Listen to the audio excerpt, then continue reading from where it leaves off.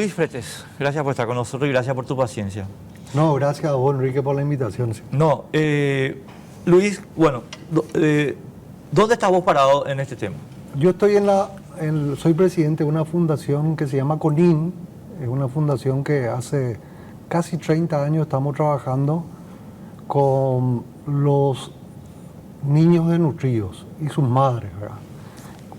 CONIN es un programa que nació en la Argentina, donde su fundador, Abel Albino, él junto a Fernando Monkever, un chileno, fueron científicos que descubrieron que la desnutrición, no solamente el niño desnutrido puede desarrollarse con alimentación, sino que necesita también estimulación, como todos los niños.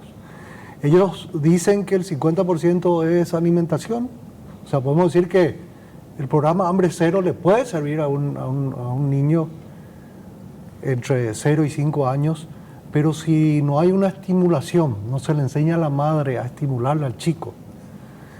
Abel Albino dice siempre un pedazo de pan, pero también un beso, ¿verdad?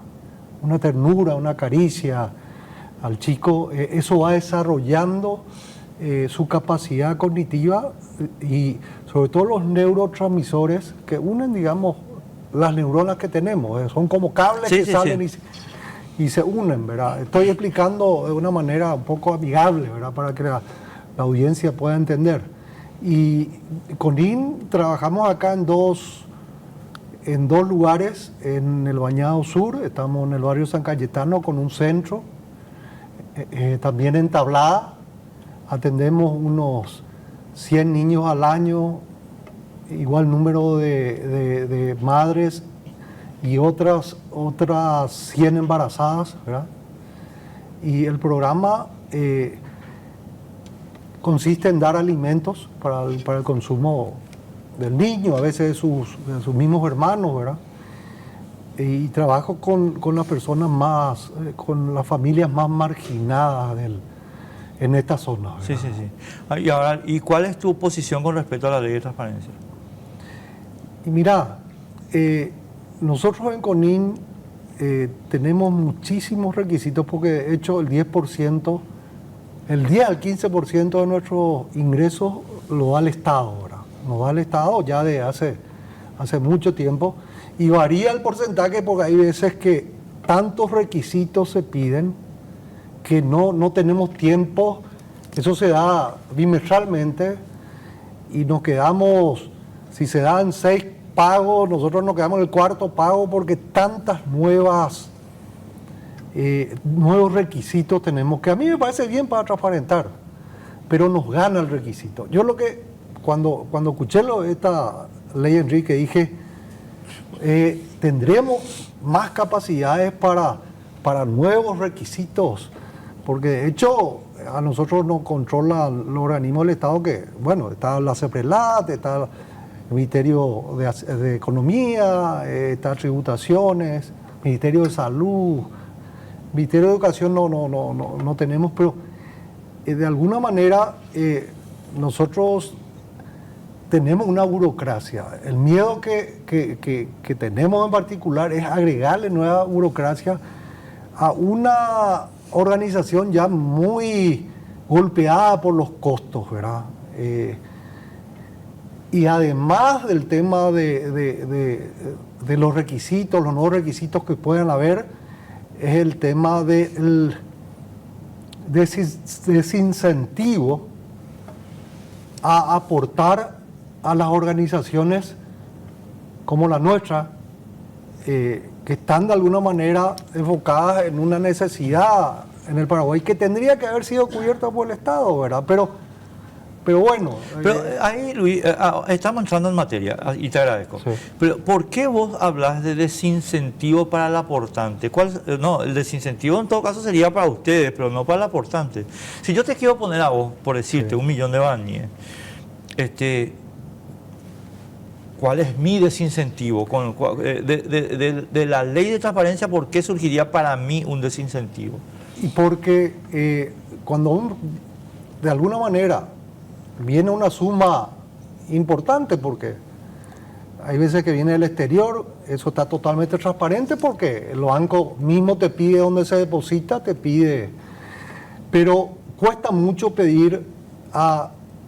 costaría mucho pedir a personas que quieren donar determinados requisitos, como por ejemplo el pedido, el origen de esos fondos. El origen de esos fondos. Va a dar una burocracia y va hasta, estoy seguro que a vos, Enrique, te piden mucho, hay organizaciones que te piden muchas donaciones y vos tenés varias organizaciones a las que ayudás, ¿verdad? Si esa organización te llama y te dice, bueno, tenés que demostrar que el origen de tu dinero que me diste, el origen de eso, se arma un requisito. Es que ahí nomás, entiendo el punto, Luis, pero para mí la cosa pasa de la siguiente manera. A lo mejor vos me corregís o agregás algún elemento que yo me estoy olvidando. Si yo o sea, lo que la ley pide en concreto, en la materia específica que estamos abordando, después vamos a hablar de las otras cosas, es que el aportante tenga trazabilidad. Ahora, esa trazabilidad no requiere que yo particularmente yo aportante me vaya a hacer un registro. Lo que requiere es que mi operación sea bancaria. Y en consecuencia, no es cierto que yo tenga que hacer ningún trámite, porque el banco ya hizo el trámite para tener mis cuentas. Eso es lo que pide. Ahora, si vos vas a aportar debajo de la mesa, ahí estamos en un problema. Claro. Pero el punto del pedido de donación no es tan importante como el punto de las multas. Las multas, a mí realmente esos montos, yo creo que ni en las empresas privadas dependientes, tipo el sector financiero, los bancos, no le exige tanto en multas a los directores o a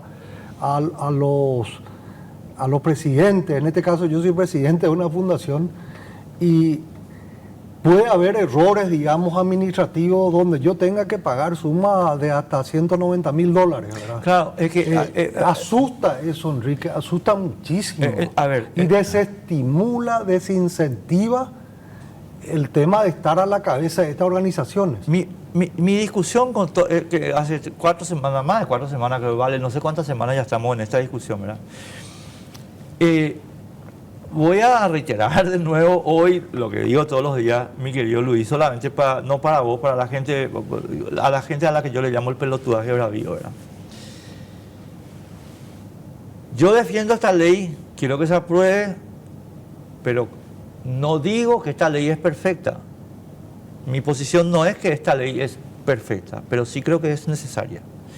Y en consecuencia, yo puedo escuchar, debatir e incluso apoyar eventualmente que a lo mejor las multas son excesivas o que hay que hacer tal especificación, porque para eso es el debate, ¿verdad? Pero aclaro que yo no estoy diciendo que esta ley es perfecta. Lo que estoy diciendo es que es necesaria y que, por supuesto, la necesidad admite eventuales intercambios. Claro que es necesaria, claro que la ley es necesaria, pero el origen entiendo yo, lo que motivó a los senadores a presentar esta ley es porque existen organizaciones no gubernamentales, algunas de fachada, hubieron muchas ONGs que recibían dinero del exterior sin ningún control. Y eso es lo que pasa. Y eso es perfecto. Pero esa motivación a hacer esta ley es válida, es súper válida. Yo no estoy de acuerdo con que mi fundación, la fundación donde estoy, yo reciba dinero de afuera, encima dinero de algún lugar de origen dudoso, y yo primero, nadie me controle que esos fondos vayan a parar a los que necesitan, que yo no tenga, digamos, todas todos los documentos donde demostraron que eso se fue a donde se tenía que ir, o que yo utilice eso para incidir en las políticas públicas, para imponer ciertos criterios que van a beneficiar a un determinado sector y afecte al bienestar general. Eso ocurrió, y eso ocurre. Estamos de acuerdo entonces. Pero estamos súper de acuerdo en eso. Claro, esta ley tiene errores tal vez de forma, de contenido, así como vos decís. Para mí que las multas altas que pusieron es justamente para caerle con todas esas personas que hacen eso. Lo que pasa, hay que regular más esos temas. Entiendo. Y la idea que yo estoy planteando, Luis, es que hay una diferencia entre hacer un aporte de mejoría de la propuesta y hay otra que es que lastimosamente está firmada en los comunicados, que es no queremos esta ley. Y lastimosamente las ONG que firmaron todos estos comunicados, las 81 y no sé.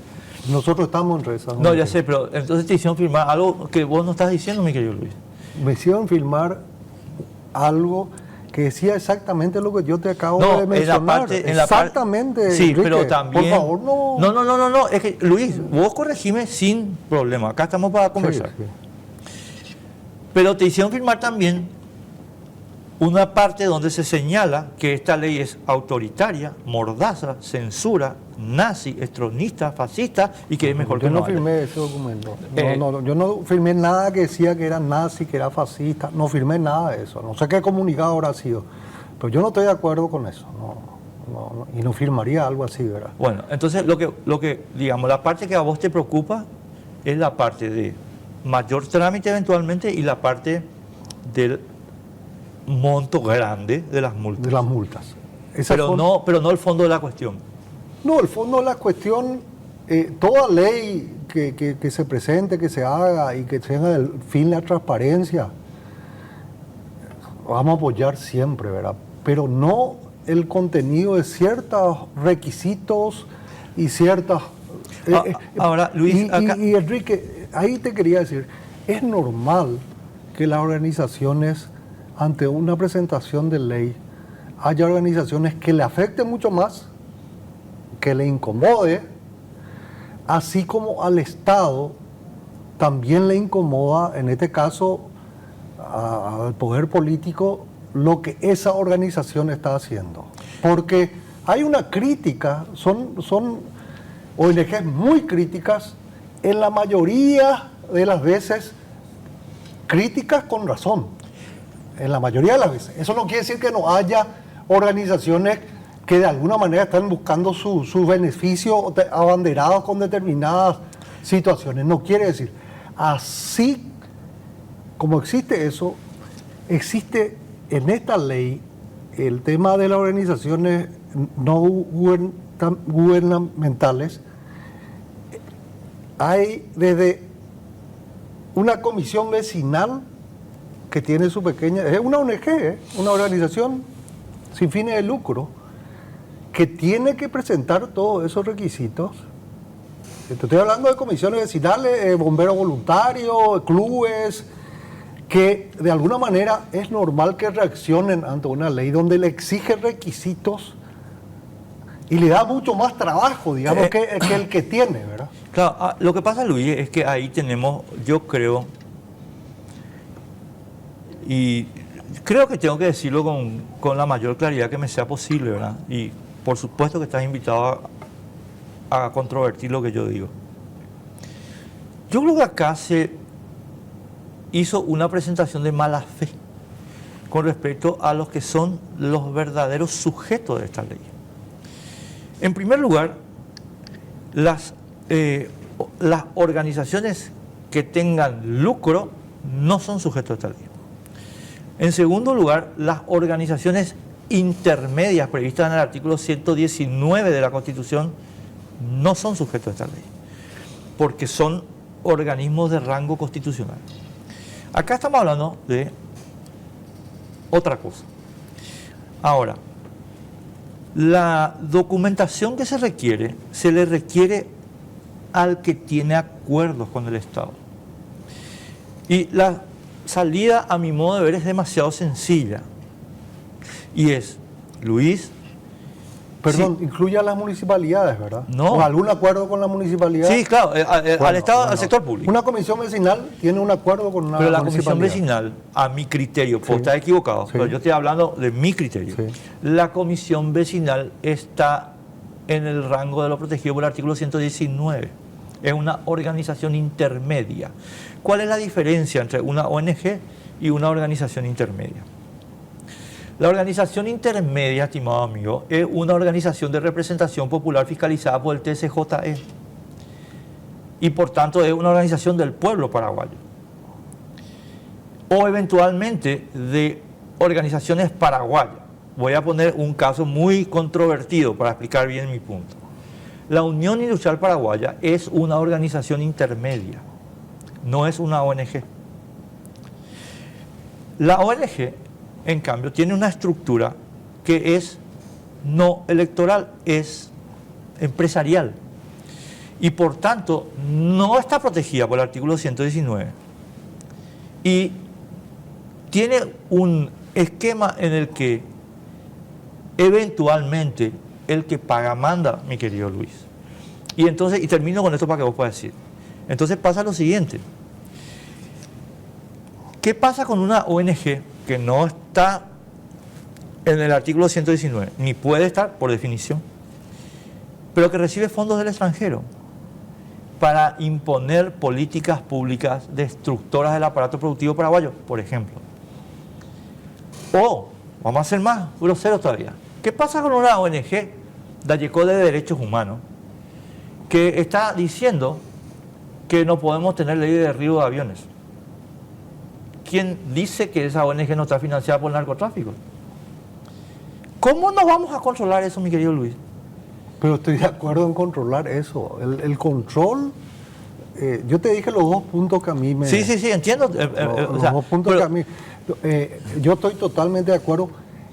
Hay el hecho de crear una ONG o una fundación, vamos a llamarle fundación, te agradezco por la explicación del tema de asociaciones intermedias. Yo no conocía ese... El artículo 119. Sí, y agradezco que aclares ese tema. No sabía que la comisión vecinal estaba en esa y menos los gremios, ¿verdad? Porque UIP es un gremio. Pero también gremio, está como una organización. Claro, porque, pero ¿cuál es el diferencial? El diferencial es que están sujetos sus procesos electorales al control del TSJE. Sí, perfectamente. Bueno, te agradezco eso. El tema que estábamos hablando es que cuando viene de afuera el dinero y no se puede controlar, habría que ver alguna, y eso ocurre mucho. Yo te cuento que nosotros estuvimos, como CONIN, estuvimos a punto, nos ofrecieron una donación desde Europa y vamos a aceptar. Y gracias a Dios, fue extraditado a Europa, a Estados Unidos, fue extraditado el donante, antes de que nosotros recibamos la donación. O sea, eso está dentro de las reglas del juego. Lo que nosotros tenemos que ver es la forma, y creo que en esta ley tendría que enfocar ese tema, ¿verdad? El tema del narcotráfico. Pero que acá el tema de la inversión del narcotráfico, en lo político, en lo empresarial, en la ONG, en todos lados. Tiene que haber mecanismos de control. Este es uno de esos mecanismos, mi querido Luis. ¿En qué punto ese es un mecanismo? O sea, a ver. En el ejemplo que dijiste el tema de vuelo. Voy a ponerte un ejemplo. Ese ejemplo, por favor. Con mucho gusto. Se ha apoyado por un narcotraficante. Por ejemplo, nosotros tenemos, y además acá porque anoté hoy el nombre. Acá tengo. Nosotros tenemos una situación muy curiosa. Luis me estiró la lengua, soy inocente. Tenemos una situación muy curiosa, estimado amigo. Necesitamos una ley de derribo de aviones, porque necesitamos hacer una disuasión a los vuelos narcotráficos que nos han convertido en el principal exportador de cocaína a Europa. Pero cuando se presenta el proyecto de ley, junio de 2022, ocurre algo muy extraño. Realmente muy extraño. Lance Aubrey y Rachel Cusley, secretario de Defensa y secretaria política de la Embajada de Estados Unidos, se presentan al Congreso Nacional y le amenazan al Congreso Nacional y le dicen que si nosotros sancionamos una ley de derribo de aviones, Estados Unidos corta su ayuda. ¿Estoy mintiendo, embajador Oldfield? Bueno. Y eso viene con organizaciones no gubernamentales que, con la excusa de un derribo ocurrido en Perú, están haciendo un trabajo sistemático en todos los países de América Latina para que no tengamos ley de derribo. Aunque a ellos no les importa que no tener ley de derribo nos significa quedar presos del narcotráfico. Entonces, ¿quién me dice a mí que las fundaciones Dayeco de Derechos Humanos no están recibiendo dinero narco para implementar esta política? ¿De dónde lo que sacan que yo no tengo que desconfiar, mi querido Luis? Pero me parece muy bien tu desconfianza, porque puede ocurrir. Y esta ley es para eso. Esta ley es para eso. Pero, y te voy a dar otro ejemplo que para mí es más grosso, o sea, es más peligroso todavía. WWF. Todos grandes señores, buena gente. 31 millones de dólares, estimados amigos, para menoscabar, restringir o impedir el progreso del aparato productivo paraguayo. 31 millones de dólares. A abril de 2024, informe el ingeniero Alfredo Molina. ¿Quién dice que esa plata de WWF, y WWF es la principal, no la única, no está pagada por competidores del aparato agropecuario paraguayo que no quieren que nosotros seamos competencia? ¿Quién dice que ahí no está poniendo plata el sojero argentino, el brasileño, el uruguayo, el europeo? ¿A qué institución le dio ese dinero? Son 31 millones de dólares. La principal recipiente es WWF, sí, pero no es la única, hay varias. El informe de Molina es muy interesante y te lo voy a pasar después si querés. Entonces, ¿cómo van a decir no, esto es privado? No sé, ¿cómo privado? ¿Cómo privado? Pues si ustedes están destruyendo el aparato productivo paraguayo. Perdón, Luis, no se puede. Estoy totalmente de acuerdo, no se puede. Y entonces, no puede ir contra un país eminentemente agropecuario, no puede haber una ley que busque digamos, en un país, es una intromisión en un país. Eso es lo que pasa. Sí. Entonces, ¿qué pide esta ley? Y yo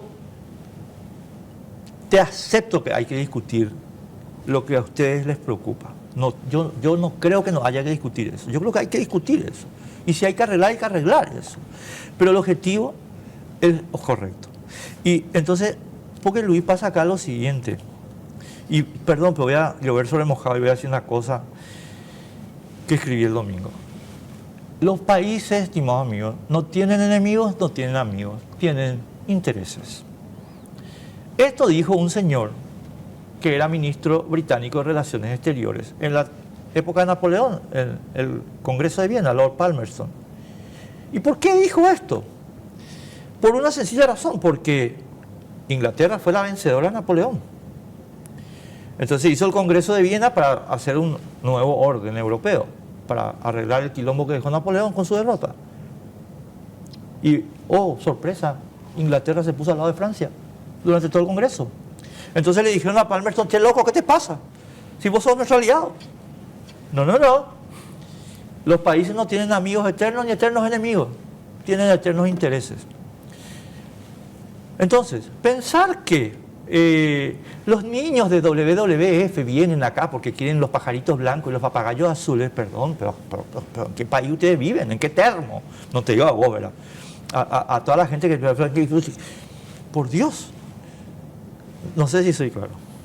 Vos sabés que coincidimos. Creo que me invitaste para ver si estamos en disenso en determinadas cosas y lastimosamente coincido con todo lo que estás diciendo. O sea, no coincido. Entonces, Luis, vamos a lo que yo le dije ayer a Jan Esperanza y a Marité Rasmussen. Y entre paréntesis, vi el programa y es la primera vez que te veo contra las cuerdas. No, por favor. Es la primera. No, porque vi un diálogo interesante, sí, donde los dos tenían muchos fundamentos, pero creo que te pusieron contra las cuerdas. No, yo, o sea, honestamente... Es raro verte contra las cuerdas. Haciendo la evaluación del programa de ayer, Jan tuvo la habilidad de hacer un pequeño desvío, ¿entendés? Pero entonces yo también me puse en investigar... Con otros pequeños desvíos también. ¿Entendés? O sea, espera un momento, porque de última, y acá vos me estás tirando la lengua, van a decir que fuimos cómplices de este programa.